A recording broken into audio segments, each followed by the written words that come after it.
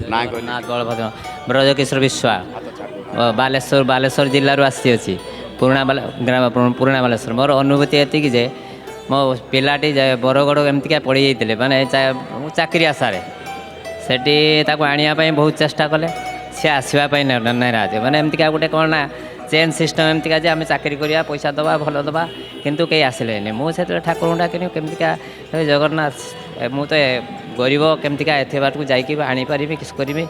ଆଉ ସେତେ ସେ ମାସେ ଦେଢ଼ ମାସ ହେଲା ଯେତେବେଳେ ରହିଗଲା ସେତେବେଳେ ମନଟା ଦୁଃଖ।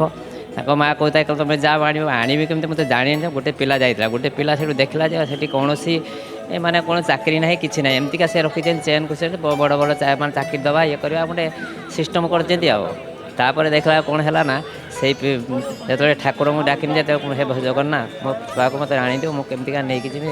ଠିକ୍ ସନ୍ଧ୍ୟା 7ଟା ବେଳକୁ ସେମାନେ ଗୋଟେ ବସ୍ର ବସେଇ ଦେଲେ, ଆମର ଇଏ ବସ୍ର ବସେଇ ଗଲେ ତୁମ ଛୁଆକୁ ବସେଇ ଦେଇଛେ ସେ ଘର ପହଞ୍ଚିଯିବ।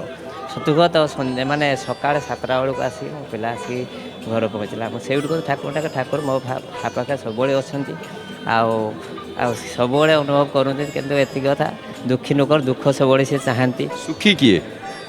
ଆପଣ ଯେଉଁ କହୁଛନ୍ତି ଦୁଃଖୀ ଲୋକ, ଏ ସଂସାରରେ ସୁଖୀ କିଏ? ସୁଖୀ ସମସ୍ତେ ସାର୍। ସୁଖୀ ସମସ୍ତେ? ହଁ ସୁଖୀ ସମସ୍ତେ। ଯଦି ସୁଖୀ ସମସ୍ତେ ତାହେଲେ ଆପଣ ଦୁଃଖୀ କେମିତି ହେଲେ? ତଥାପି ଆଉ ଦୁଃଖୀ ସୁଖ ତ ଅଛି।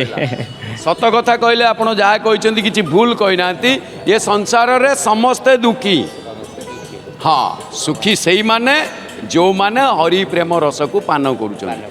ସନ୍ଥ ନାନକ କୁହନ୍ତି ନାନକ ଦୁଃଖିଆ ସବ ସଂସାରା ସୋ ସୁଖିଆ ଯୋ ନାମ ଆଧାରା।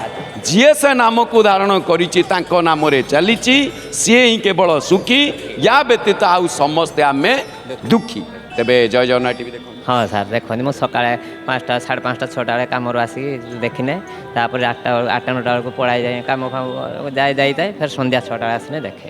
ବହୁତ ଧନ୍ୟବାଦ। ଜୟ ଜଗନ୍ନାଥ ଟିଭି ପରିବାର ତରଫରୁ ଗୋଟିଏ ପାରମ୍ପରିକ ଜଣାଣ।